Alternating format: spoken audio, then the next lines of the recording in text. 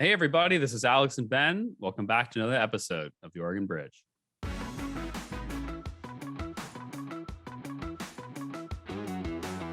I believe a good beat cop knows how to listen and try to understand where somebody's coming from. The police should always be accountable, should have always been accountable to the communities that they serve. I think the biggest thing we can do is to ensure that those who are serving us still remain a part of the community. And if we can just work through as opposed to fighting each other with the differences. You don't have to necessarily agree, but that's really what our country was founded on. It's really just a decision about how best to represent people. Hey, everyone. Thanks so much again for tuning in. We're really excited to have Oregon Representative Ron Noble join the podcast today. And Representative Noble represents House District 24 in the legislature. He's also running for Congress in Oregon's new 6th Congressional District, which at this point is probably considered one of the most competitive districts in the country since it's pretty swingy and there's no current incumbent. And Representative Noble has a 28 career year as a police officer and also served as the chief of police for the city of McMinnville. And he's also known as a bipartisan and quite a deal maker in the legislature. And we get very, very deep into the policy details on a variety of issues. So certainly something to tune in on, especially if you're in the 6th district and considering who you're going to vote for. So Ben, what did you think of the episode? Great episode. We should acknowledge that Representative Noble was an audience member wrote to us and said, you got to have Rep Noble on. And so we did. So first, let this be a note to audience members. If you have a suggested guest that we should talk to, please let us know. Takeaways, a couple, just like some interesting things that he said that I thought were noteworthy. One, he talked about the 4 political parties in Oregon, which are not the political parties you probably imagine. He's talking about the political parties of the legislature. So that was a funny part of the episode. I think a key takeaway, something I want to pull out from the episode for people as they're thinking about 2022, Representative Noble said 2022 is not 2020. And I think that is his central thesis about why he can win. And to me, Titus, like this wasn't explicitly said, but what he's talking about when he's citing Virginia and New Jersey is like Donald Trump is not on the ballot. This is not going to be a Trump election. Which I think is key for him. Whether or not that will be true or not, we will see. But I thought that was interesting. Alex, you got very aggressive on China in this episode. So listen to the end. This was one of the last topics, but Alex laid down the law with the Chinese Communist Party, as he refers to them.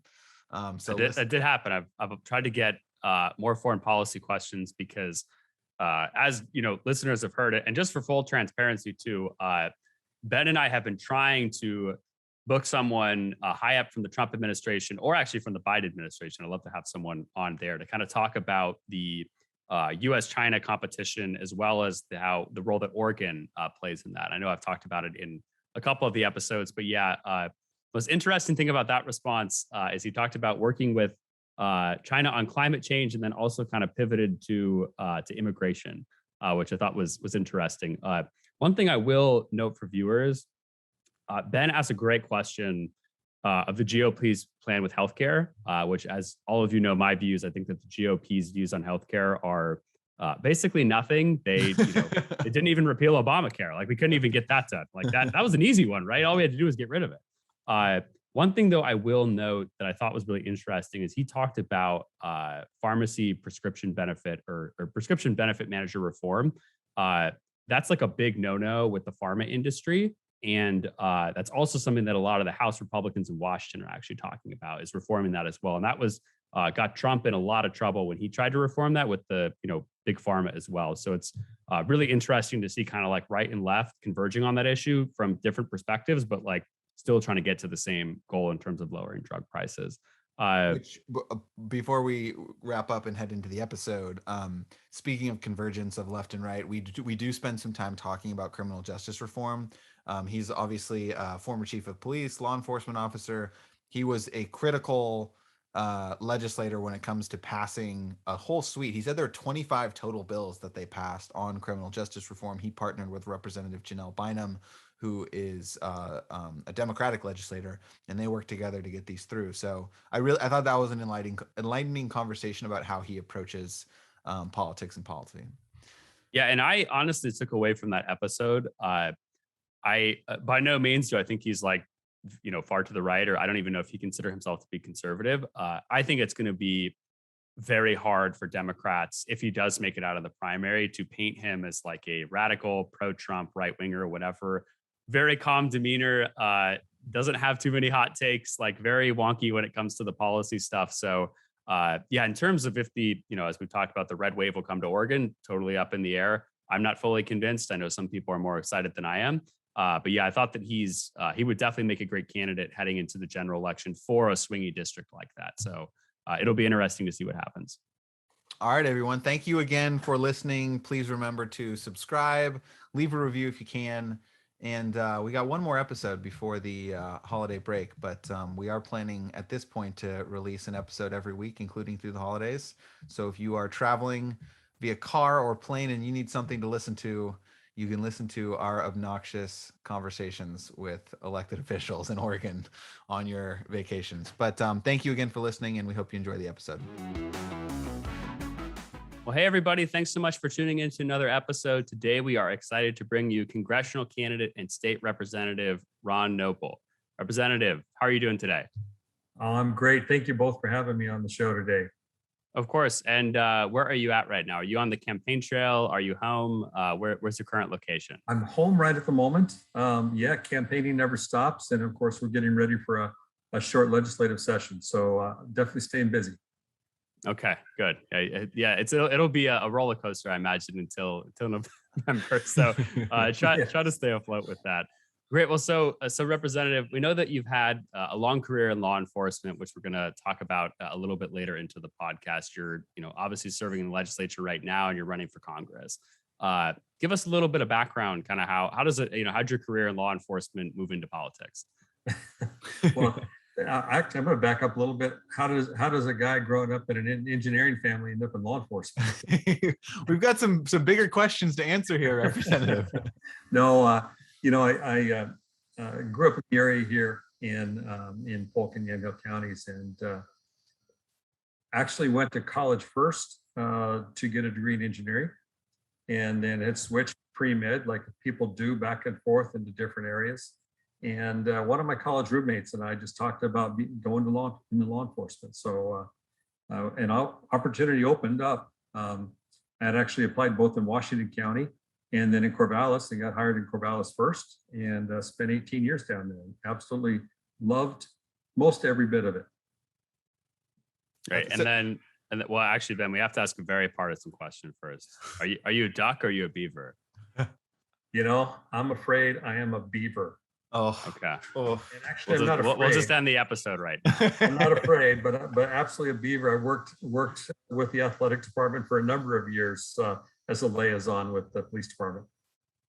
So then the next chapter of like I think you were retired from your position of chief of police, and you were working for Linfield, and then someone goes to you and says, "Hey, Noble seems like gullible enough. We could convince him to run for the legislature."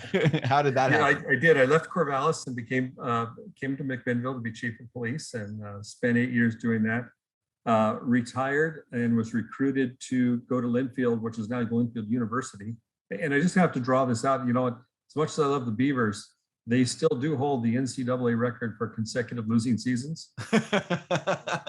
But now I'm gonna just brag on the Linfield Wildcats, because across all divisions, they hold the NCAA record for consecutive winning seasons at 65 this year. So that is crazy. Point. Yep. So yeah, and then while I was at Linfield, I was recruited by my predecessor, Jim Widener, who I had met obviously as police chief in the area, and had several conversations with. And after a long discussion, several discussions with family, and to figure out what that looked like, decided that we would jump all in. And I'm sure your family regrets the day where they gave you the thumbs up on that one. Actually, no. I'm blessed with an amazing family. They're extremely supportive. It's quite the blessing to and not only that, they're most of them are healthcare providers, so I get a lot of good reliable information from the practitioners. That's great. So my like background start off question is, I have lots of friends in the legislature who are Democrats, and you seem to be one of the rare folks in the legislature has really good relationships with folks on both sides of the aisle, well regarded by folks on both sides of the aisle. We'll talk about some of the bipartisan legislation that you passed, but it seems, and maybe you can provide some perspective on this, but it seems to me from the outside looking in that it's actually pretty rare that there are folks who genuinely have meaningful working relationships and personal relationships on both sides of the aisle with the ultra conservative and the ultra progressive. So do you have a sense of, what about you? Has that been an intentional focus of yours? Do you think it's just your personality type? And why do you think that's rare in Oregon politics today and national politics, I guess? Well, that's a pretty involved question. There's a couple things that come to mind. And I'm going to go back to my career in law enforcement. I believe a good beat cop knows how to listen and try to understand where somebody's coming from. They don't have to necessarily agree, but if they can understand how somebody's viewing a particular issue, be it a very tense issue, be it just an argument, there's some insight into how to actually work together to de-escalate the situation. So those are the tools that at least I've tried to develop over the years that I try to take to the legislature. You made a comment about on the outside looking in. I think that's key, because on the outside, it looks worse than I think it is on the inside. Where you have relationships and friendships. You don't necessarily agree with ideology. You may not even agree that there exists a problem, much less the approach to solving the problem. And there are a few areas where it's pretty opposing. You get partisan votes, you get a lot of mudslinging, but for most of it, there's still a lot of camaraderie, working together. It is a little more difficult during COVID because there are new people in the legislature that have been there a year that I don't know. So I tend to spend more time with people I know, both in my own caucus and across the aisle into other areas. So it is important, I think, to go back to, we talked about you two at the podcast. You don't have to necessarily agree, but that's really what our country was founded on, is not agreement. It's the ability to dialogue and come to what's best for people, as opposed to my position versus somebody else's position. So that's how I approach it. So on a mechanical level, on like a day-to-day level, when you're building relationships with your colleagues, is it like, are these social things where, like, I guess pre-pandemic, you'd have them over for dinner, or you'd go, meet them for coffee? Or is this like you're working on issues together in the legislature, and that's primarily how you're getting to know folks? What does the relationship building look like for legislators? It's both. Mostly it's working. There's a few times when we'll get to go have lunch or coffee in the morning or something, share a meal together in the members' lounge.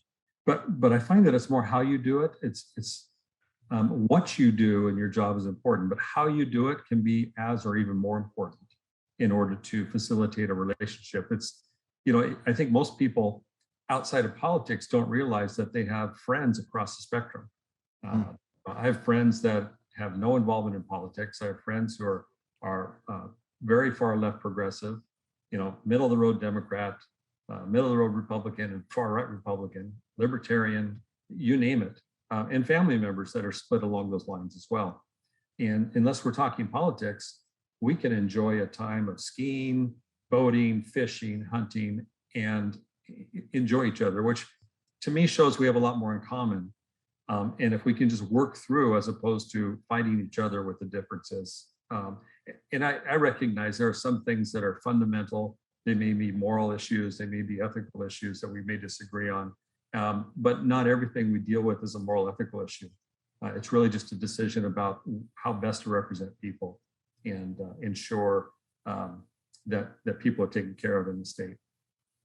Thank you. I really appreciate that. And now that we've got some common ground built, I'll hand it to Titus to bring in the hot button, divisive, the hard stuff. And just for everyone's transparency, Ben has told me many times I'm his only Republican friend. I'm the one who said there's no more. It's just me. I've met my quota. I don't need any more.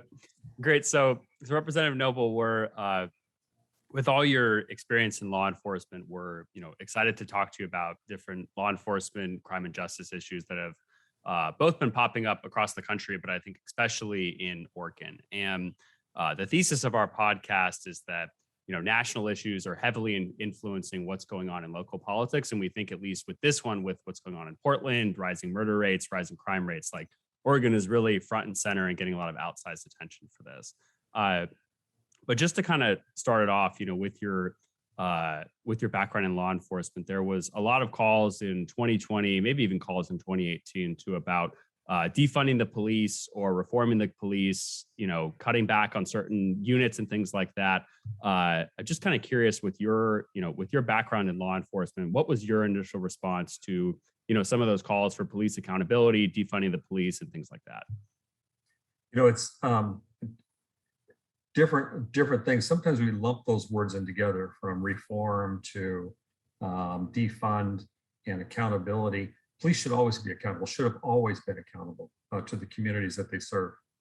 And if you're not progressing, then you're stale and you're not keeping up with society, because society is always changing. So when you're talking about reforming or improving, be it training, ways to assess character of officers, provide supports, wellness training. I've asked men and women to, not intentionally, but by hiring them and asking them to do the job, they've been exposed to some pretty traumatic things. And I think the biggest thing we can do is to ensure that those who are serving us still remain a part of the community. In my career, we've watched community policing come around, problem-oriented police, all kinds of different things. And the Northwest was a leader in that.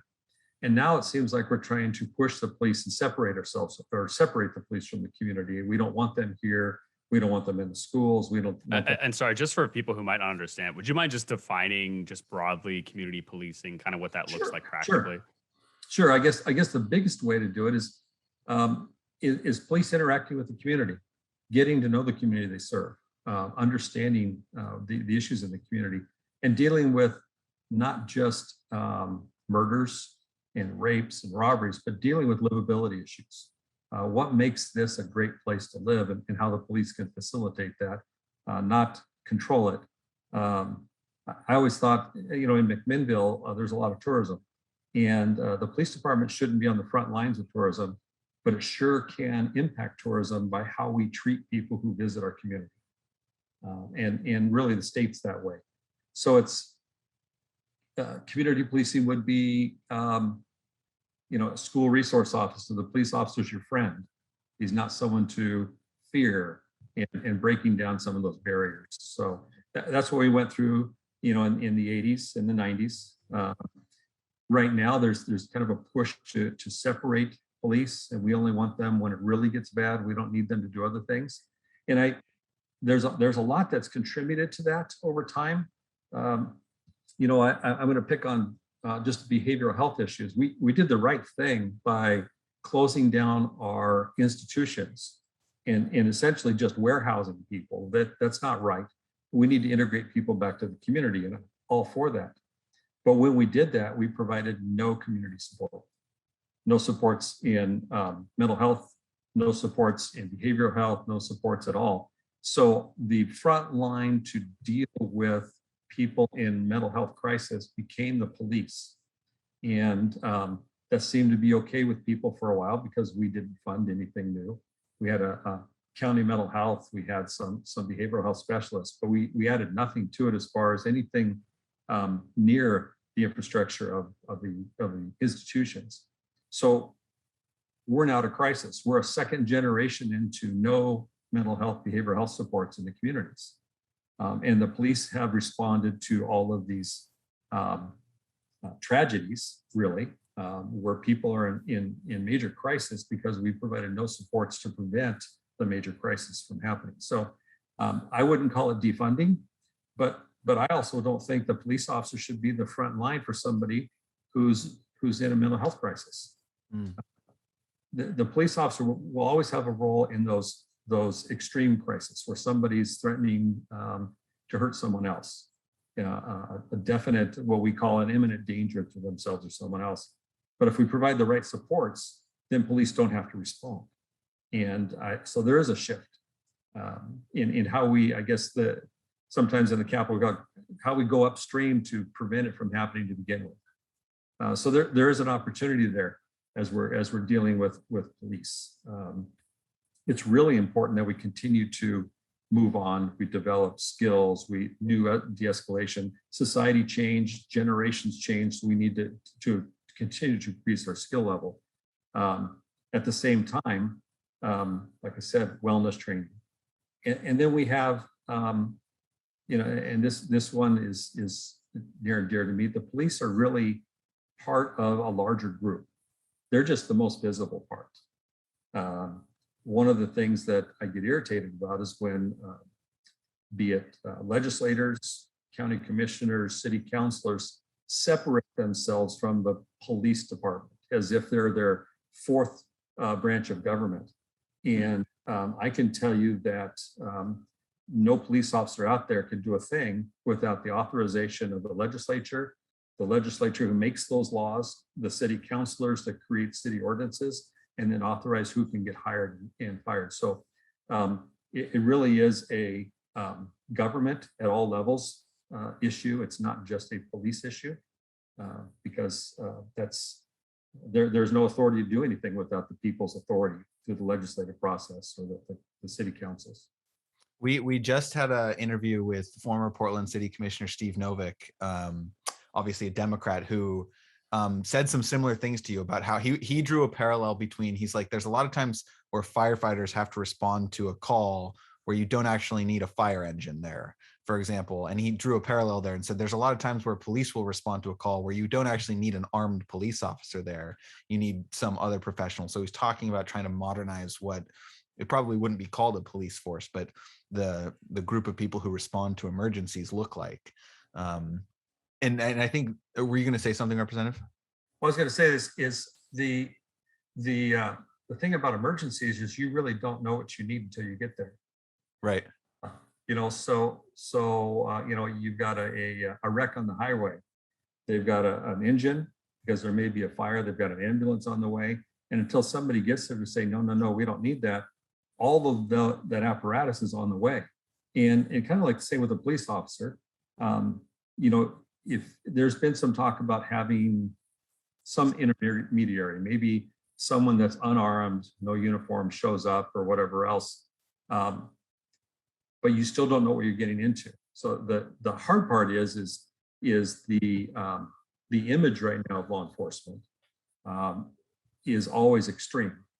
And we don't need you here because there's nobody shooting a gun, but the skill level is much different. Being able to de-escalate, being able to provide medical assistance if necessary, being able to provide that in between, or to say, I don't need more officers. I've got this one, or why don't we bring in a mental health crisis intervention person, and then we can back out and let them come in. So we just have to be careful because the nature of an emergency is we don't know until we get there really what the issue is and what's needed.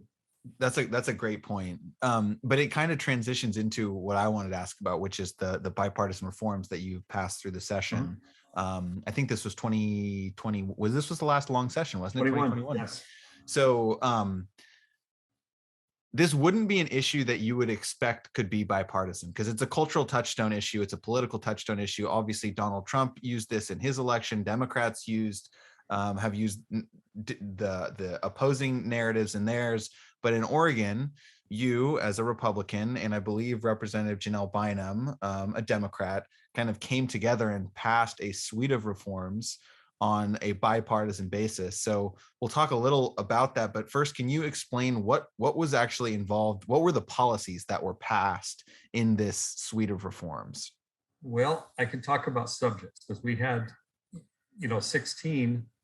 And if you go back into the special sessions we had during 2020, we passed close to 25 bills that dealt with some were repeats to tweak them, but they dealt with wellness programs. They dealt with training issues of police officers.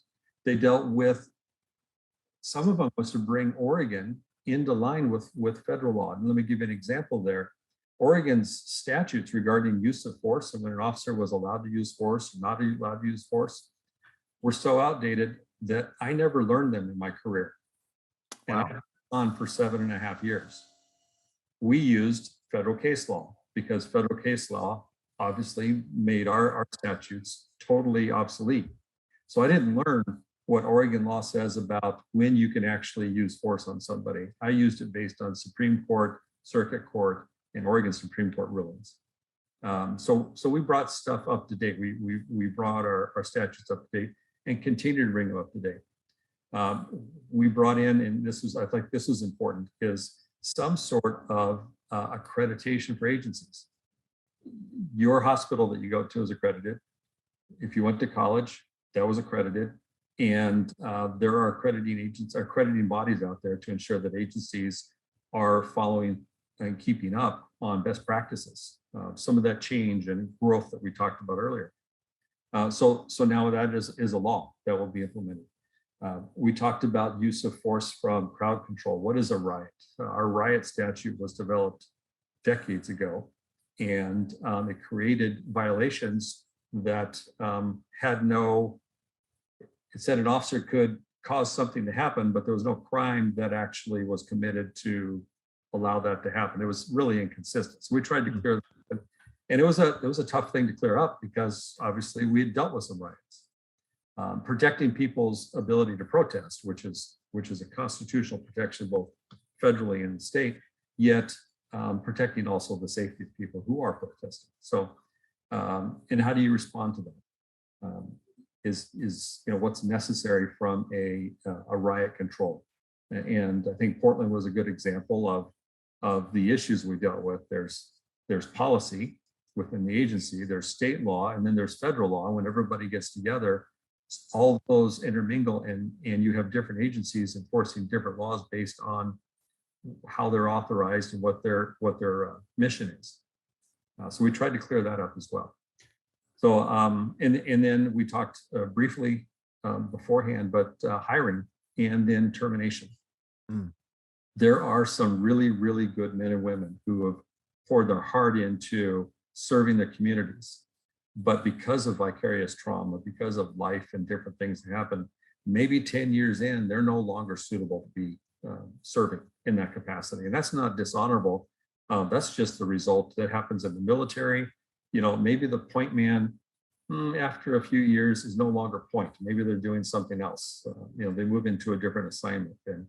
And that can happen in society. Maybe they're no longer a police officer. Maybe they move into something else. They teach. They're a business executive. There's a lot of opportunity out there. So, but change is hard for people. So we strengthen some of the laws regarding just how high the bar is to stay in law enforcement. Instead of the lowest common denominator with regard to labor law.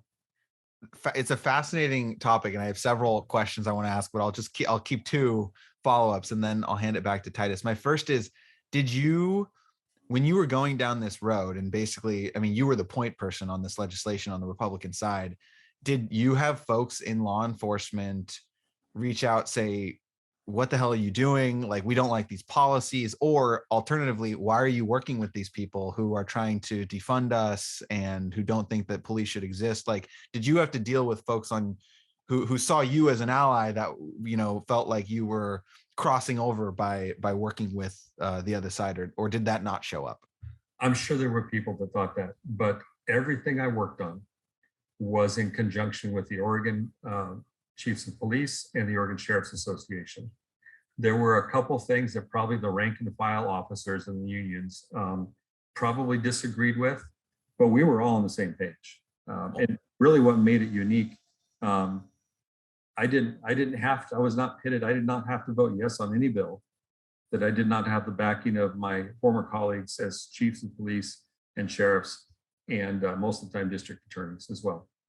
It was, you mentioned Representative Bynum. I I just have to thank her for how willing she was to listen to the profession and try to, we knew change needed to happen. In fact, there was some opportunities that I took. This is a window of opportunity to make changes in the way we're able to do our jobs and raise the bar a little bit and provide better service, and in some ways provide more resources. And at the same time, Janelle Bynum was able to provide some relief to the way things have been going and change that direction. We had some national attention on us, as you mentioned earlier. Not just Republican and Democrat, but and I've said this in front of her, and who knows, we have an African-American woman and a retired white cop.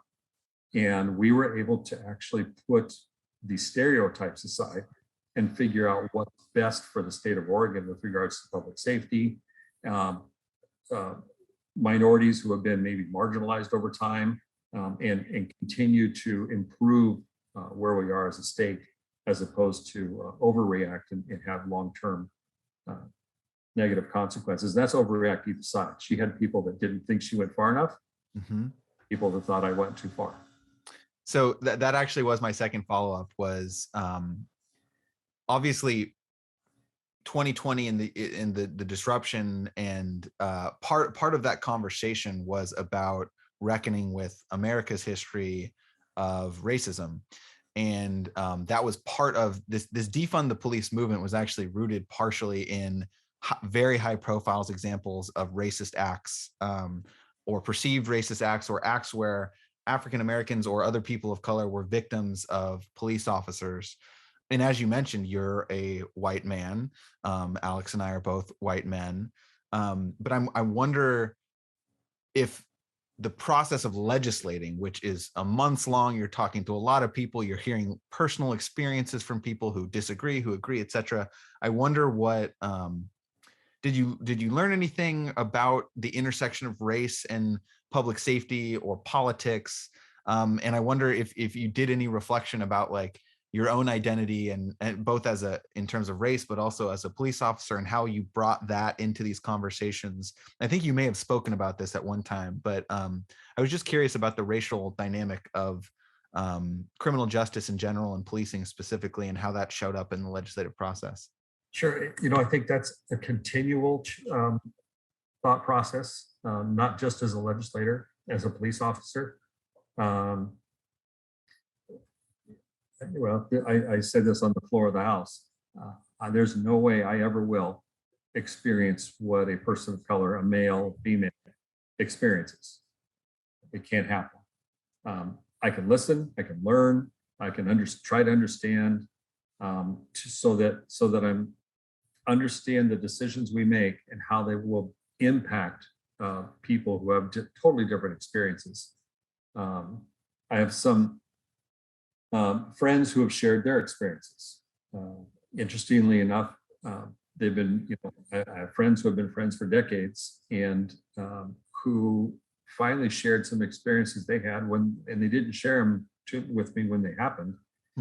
It was, well, I never told you, but 10 years ago, this happened. Or, even recently, I didn't tell you, but 6 months ago, this happened. And, so it was a wake-up call that I have to think that we've made some progress, but we have a long ways to go. If we go back to the fundamentals of how this country was founded, that all men are created equal.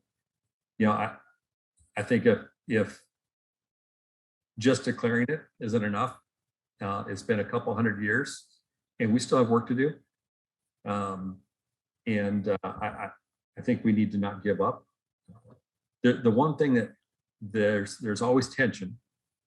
And when something happens somewhere else in the country, I know, for instance, 28 years in law enforcement, never once, any time in my training was I taught to kneel on somebody's neck. Ever. Not once. So, there's 140 some odd police agencies in the state of Oregon. You put that across the country, and then each state regulates training and selection of police officers differently. no different than the uniqueness of each state right now. There's a similar, there's a likeness, but policing is different where you go across the country. And that's part of it is not to get, not to be blind by, well, it could never happen here because we do it different. But the other is not to overreact with, we must be the same way, we must have the same training. What I appreciated about the process, both with the governor's task force on police training and the bipartisan committee to look at police training and use of force, and then our committee, the Judiciary Committee, is that people were willing to take a look at what do we do in Oregon, what's the impact, and what can we do better, and how can we make sure that what's going on in other places never occurs here. In addition to how do we fix what is occurring here that's wrong and make some headway. Thank you for that. That's fascinating. And I do think potential model for national conversations, but that might be a good transition for Alex. Yeah, and Representative, I have just one more Oregon specific policing question, then we'll move on to your run for Congress, and we have a bunch of policy questions to ask you. So Measure 110, which was, I think passed by 60% to 40%, basically the statewide ballot initiative, decriminalized drugs across the board. Also, basically, from my understanding, it also, it sort of removes law enforcement, not entirely, but almost entirely from the intervention process in general. And I know that a lot of people on the right were specifically upset about this reform because it didn't entirely, but, a lot of the ways threw away with drug courts, which at least folks on the right think is pretty successful when it comes to enforcement in terms of helping, drug addicts avoid jail and become, basically come back to society and as producing members. Curious of your perspective on Measure 110 as a former police chief. Well, I can tell you at one point it was, I was not in favor of legalizing marijuana. This is going to sound strange. Now that it's legal, I'm fully supportive of what we're trying to do and ensure that it's an agricultural crop like anything else. With 110 and some of the other things that's done, I think what we've seen is really without a change, and I know we're going to be looking at some changes this session. Teeth is the wrong word, but there's no motivation for anybody to seek treatment if they have a problem, and to look for help. It is pretty much out of the court system.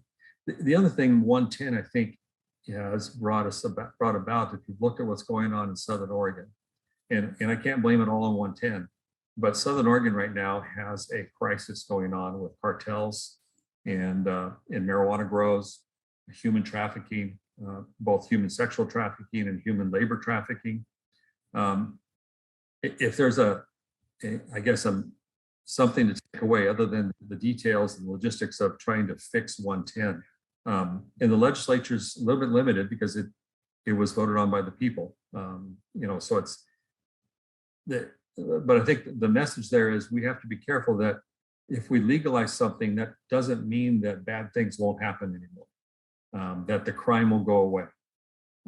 No different than if we make a law against something that somehow that's going to stop happening. I mean, if that were the case, there would be no more murders because we've had that law for a long time. We just have to truly take a look at what the unintended consequences are. As best we can, try to foresee what may happen. And sometimes you can't, you just have to fix it as you move forward. So I think that's what's happening with 110. My largest concern is really not as a police officer, it's for people who are not getting help that need help, either through behavioral health and addiction recovery, especially at a time when we're pretty much isolated still because of the pandemic that we're dealing with. So we want to transition. You can take off your state representative hat and put on your congressional candidate hat. The basic question you have to ask every candidate, but I think particularly candidates who decide to run for Congress, which is the least popular institution in America, is why do you want to run for Congress, Representative Noble? So, we were talking about all the reasons right now. What we're dealing with in this state from jobs in the economy. And really, I mean, we've got some of the lowest unemployment right now, but we have so many jobs that are unfilled. We can't get, the food prices are going up, gas is going up. We can't buy stuff for families for Christmas because it's sitting out on the ship in the ocean. There are a bunch of issues economically. Transportation and infrastructure is an area that I've spent time in the legislature. We obviously have infrastructure needs and transportation needs. Public safety, policing, criminal justice is something. Healthcare is another committee I serve on, and trying to ensure people have access, better access to more affordable healthcare, and what that looks like in systems. That's been an issue at the federal government, well, for a long, long time. It's been debated for a number of years, and then human services with Build Back Better and ARPA and how the states are working. How do we give somebody a hand up, walk alongside them so they can get back on their feet through this pandemic and through the economic crisis, as opposed to just throwing money at it and then the money disappears and nobody's any better off than they are today before we started the money. So it's, essentially my goal is to do the same thing I'm doing now. I would say that on the outside looking in, it looks more polarized than the state capitol does. But in talking with people, and I absolutely have to believe that we can get stuff done in a different way. I think people are tired of extreme bickering, that we can have ideological differences and come together even in Congress, not just in the state capitol. And that's why I'm running. Thank you for that. My follow-up, and then we're going to do some semi-rapid fire policy questions. Yeah. I think you do occupy a very unique space in the Oregon legislature as deal maker probably isn't the right term, but someone you can put in a room to draft complex policy. At the federal level, you'll be, assuming you win this race, you'll be entering into a Republican caucus that seems to be a lot more polarized than at least Leader Drazan's caucus was in Oregon, where you've got like these rigid expectations of supporting Donald Trump, and you don't break with the caucus on votes, and Nancy Pelosi and her people are evil, and we're going to use them in campaign ads to defeat our opponents. And it just seemed like, emphasizing your point of like the polarization seems like a degree worse than it is in Oregon. And so I wonder if you've thought like, do you have to change how you operate at the national level to be able to survive in that kind of environment, the way that you talk or campaign?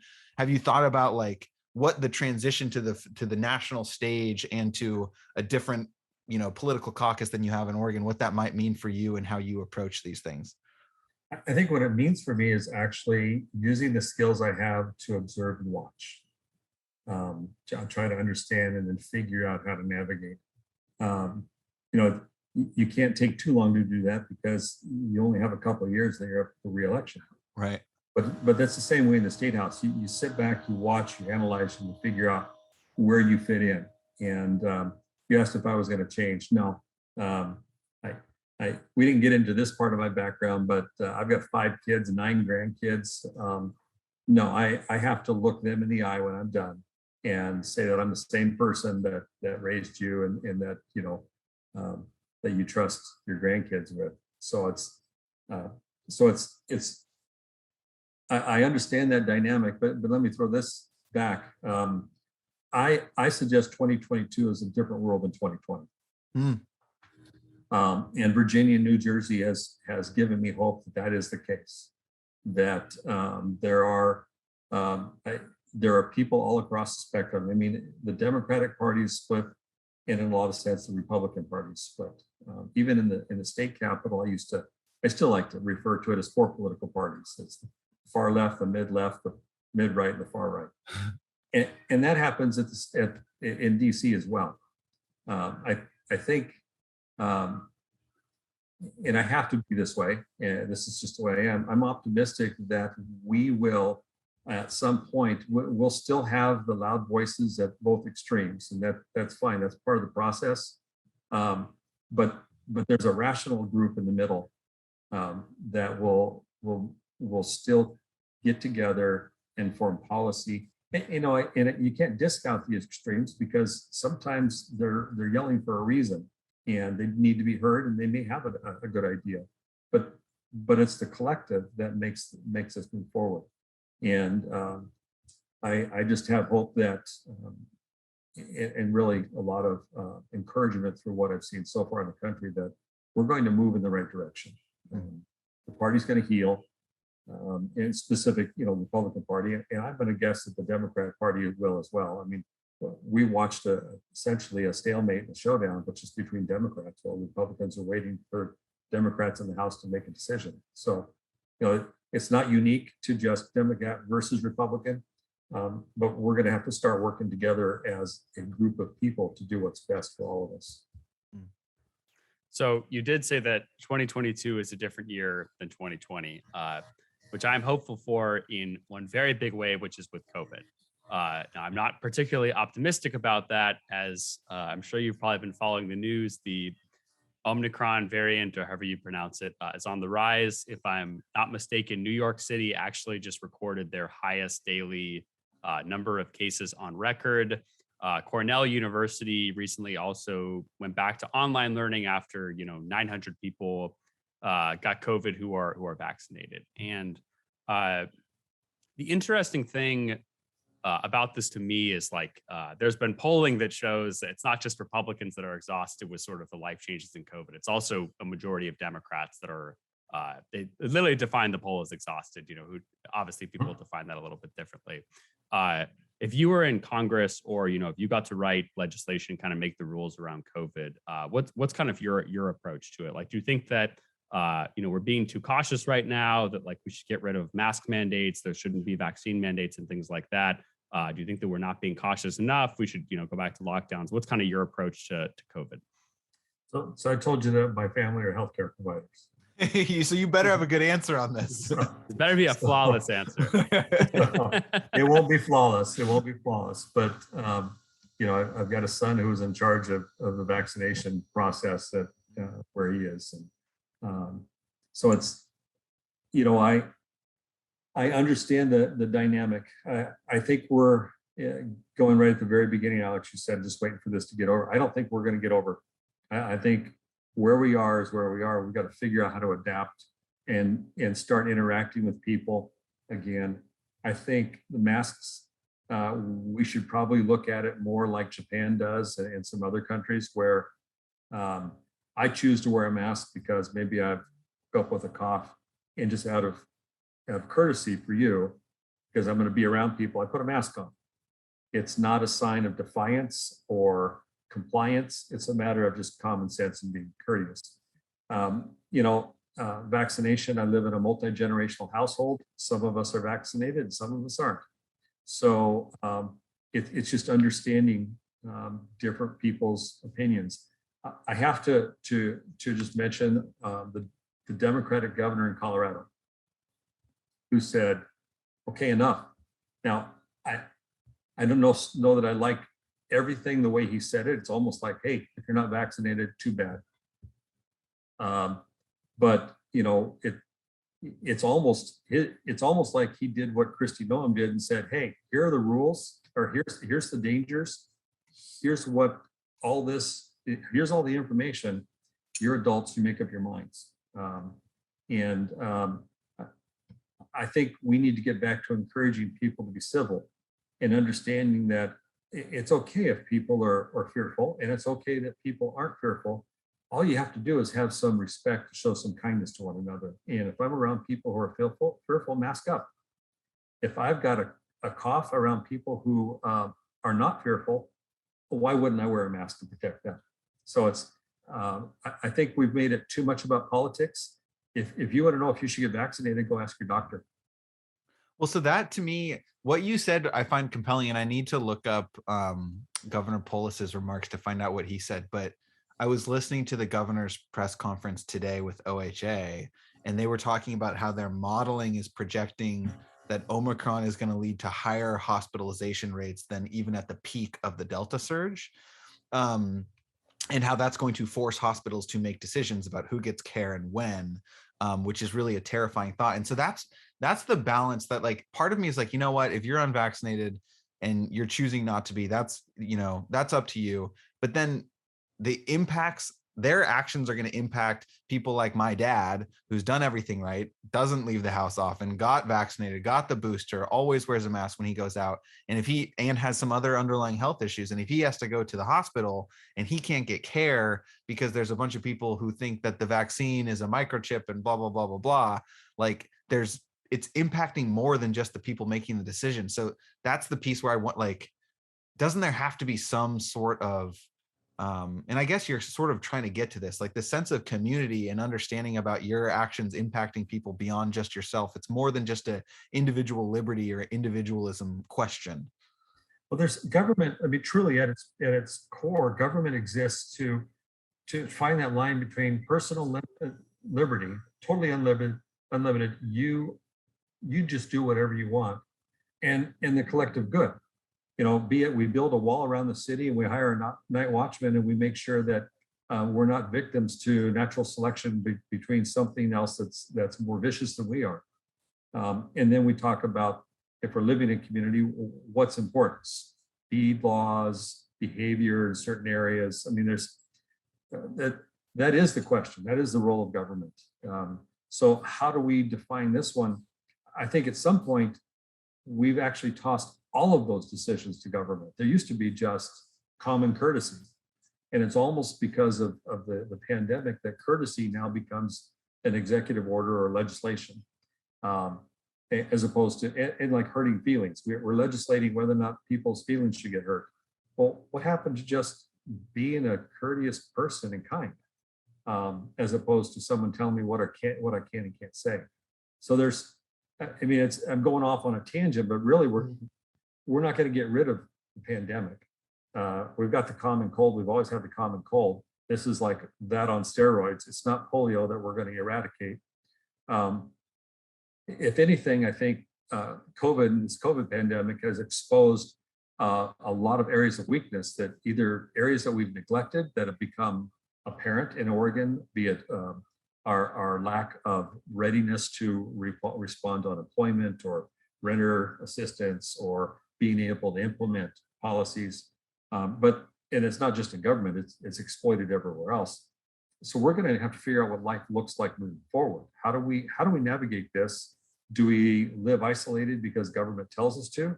Or do we figure out how to work as a free society together and have enough common courtesy to work with each other to move forward and continue to innovate and move, have relationships, interact with people more than just over the screen? Yeah, no, I think that makes sense. And Representative, one question, foreign policy question I want to ask you about is China.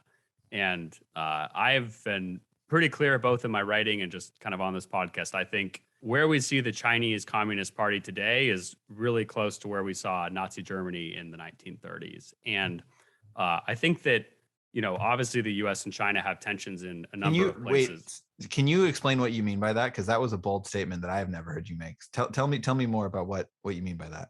Sure. Yeah. So, I mean, in China, they've, you know, with the amount of mass surveillance, both on their own U.S. citizens, but not U.S. citizens, Chinese citizens, which of course they also are spying on Chinese citizens in this country too, with the ongoing genocide of Uyghur Muslims, with the ongoing persecution of Christians. And I mean, there's just been horrible instances too with other religious groups, with organ harvesting and things like this, which of course, some of this gets painted in the media, and I think it's being painted more often sort of as tensions have ramped up. But I think that there's a lot of things that over the years will be uncovered that the Chinese Communist Party has done that people are going to look back and say, you know, this was absolutely despicable, as I think people are starting to see today.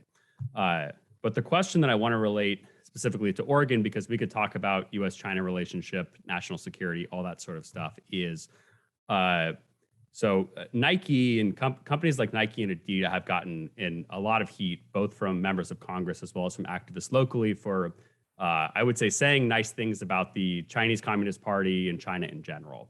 And I think it's, you know, sort of despicable basically how they cozy up to the party, but their sort of talking point is basically, if you don't toe the line of the Chinese Communist Party, they're going to attack you economically. And that hasn't just happened with Nike and Adidas. It's also happened with Oregon farmers. It's also happened with Oregon ranchers. The Communist Party is not afraid to use economics and their economic leverage to hurt Oregon businesses. So I'm just kind of curious of if you were a member of Congress, obviously advocating for Oregon industries, how do you think that, we can basically stand up against China from both their economic bullying, also standing up from a human rights perspective too? It's going to, boy, it's a simple question. It's not yet. Oh, it's the easiest one. 30 seconds or less, And please. you only have 15 seconds.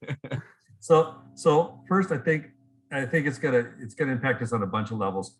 We have to figure out how much reliance we're going to continue to have on China, and even from a climate change situation, we can be green here, and then we're going to buy goods from countries, and through the manufacturing of the goods that we're buying, we're actually creating more carbon and hurting the environment more. So I think we've got to, it's going to be inconvenient and it's going to hurt, but we've got to figure out really how reliant we're going to be. The others, businesses are apolitical.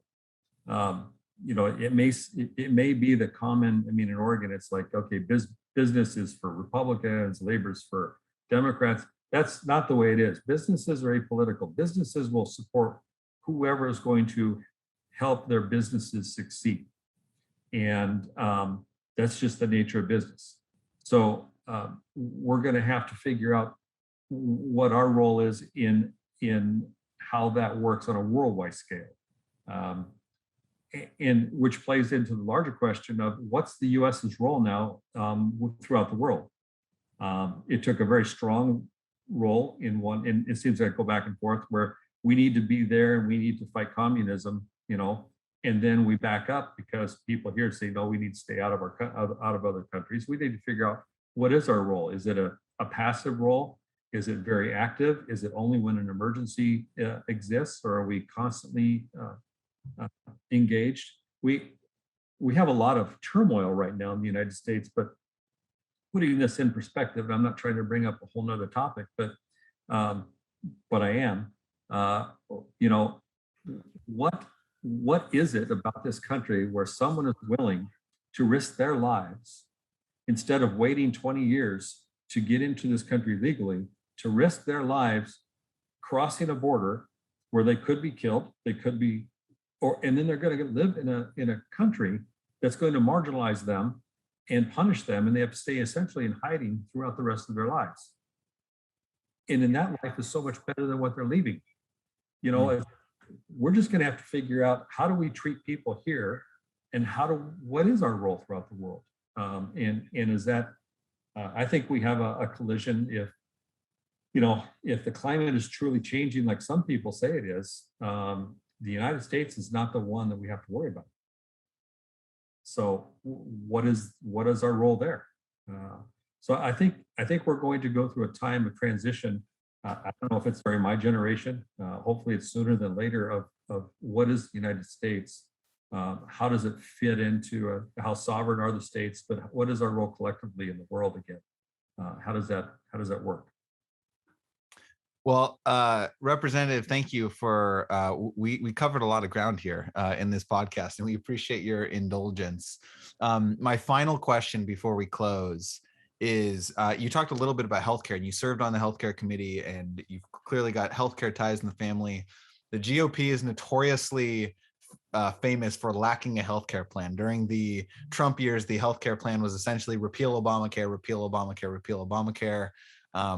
It never really happened. And which I was going to say, we also failed at even doing that. Right. Which, I'm grateful for the incompetence sometimes of national Republicans. But when you think about, I'm not talking about like large scale reform, but are there one or two key policies that you'd like to bring to the federal level as a congressperson in the realm of healthcare to improve care, lower costs, that would help Oregonians? So healthcare is an interesting thing. My son-in-law is from Ireland, and my grandson was born over there. And when we're talking about the price of healthcare and accessibility, I think it's safe to say, and in a lot of cases, primary care can be better or much more accessible and at least more affordable outside of the United States. But if you have the need for a specialist, if you have a heart attack, if you've got something going on, if you've got cancer, you want to be in the United States because we have specialists. And I don't know how that drives the price of healthcare yet. I do know, after sitting on some task forces of affordable healthcare, and it's a very convoluted supply chain if you're talking about delivering healthcare. It's not manufacturer, wholesale, retail, customer. There's so much back and forth, and especially through the pharmaceuticals. There are opportunities that we can take to reduce the cost of pharmaceutical drugs that, and some involve pharma, some involve actually the chain in between wholesaler, the pharmacy benefit managers, the insurance, and then pharmacies themselves that will take care of those who are needing medical assistance. And then, there's this back and forth trying to keep the prices lower.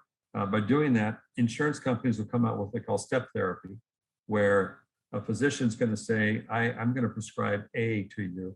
And the insurance company say, well, we're not going to pay for A first. We want you to try C first. And then if that doesn't work, we're going to have you try B. And then if that doesn't work, we'll go ahead and give you A.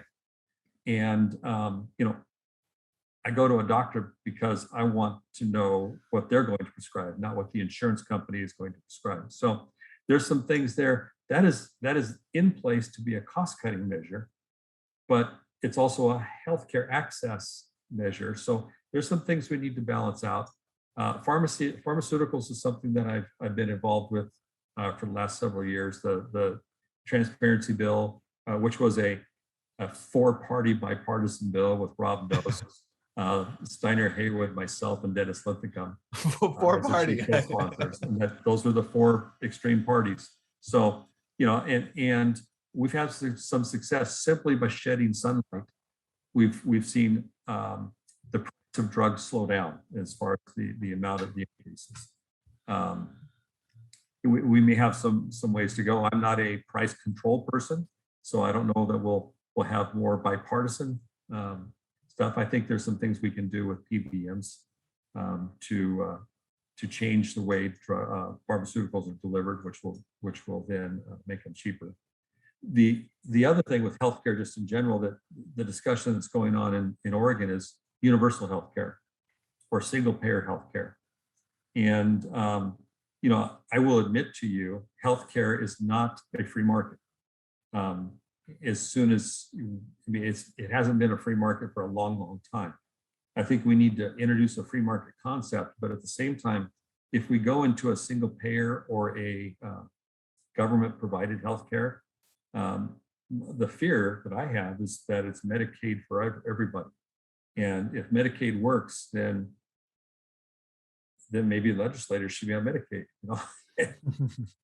and that's not going to happen. So, we have, I'm hesitating because it's a very complex problem that I don't think any one person understands the whole system. There are a lot of people that are experts in a lot of parts of the system, and we just have to get the right people in the room to understand how this action impacts this action. And I'm not opposed to just stripping it back down and trying to build something that works better. The idea of buying drugs, pharmaceuticals out of Canada because they're cheaper. You can buy the same widget in Kansas that you do in New York City. It's going to be cheaper in Kansas. But if you buy them all in Kansas, you know what the manufacturer is going to do? Raise the price. They're not going to lower the price in New York City. They're going to raise the price in Kansas. So, pharmaceuticals, we're talking about a worldwide market. And a lot of it is priced based on affordability within particular countries. We do, through what we pay, help put drugs in other countries more accessible and cheaper.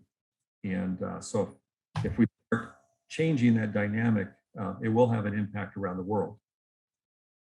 So Now, all that just to say it's complex. I think we need to continually focus on accessibility and affordability. Even with Obamacare, we still have problems with accessibility. Yeah, well, thank you for that, Representative. And we know we threw a swirl of topics at you with about 15 minutes. So you are well prepared for the debate stage, I hope, after showing up at this podcast. So. I probably could have given shorter answers too. I apologize. No. That's why we love the podcast format. Is like, you don't have to do. I feel like people will get to actually know you pretty well after hearing, you talk for an hour versus, a 5-minute segment on KGW where you're kind of trying to give the best scripted answer you can. So we appreciate you indulging the format for sure. Yeah, thanks so much again for taking the time to join us. Before we let you go, where can people follow your campaign if they want to volunteer for you, maybe make a donation, see where you stand on other issues? Now's the time to throw out all the social media campaign website you can think of. Just nobleforcongress.com. Perfect. That's an easy one to remember. Noble for Congress. All right. Okay. Well, Representative, thank you again for coming on, and we wish you luck. And maybe if you get to the general election, we'll have to have you back on the pod. I would enjoy that. I appreciate it. This is good for tonight. All right. Thanks, everybody. Great. See you next Thanks. time. Thanks.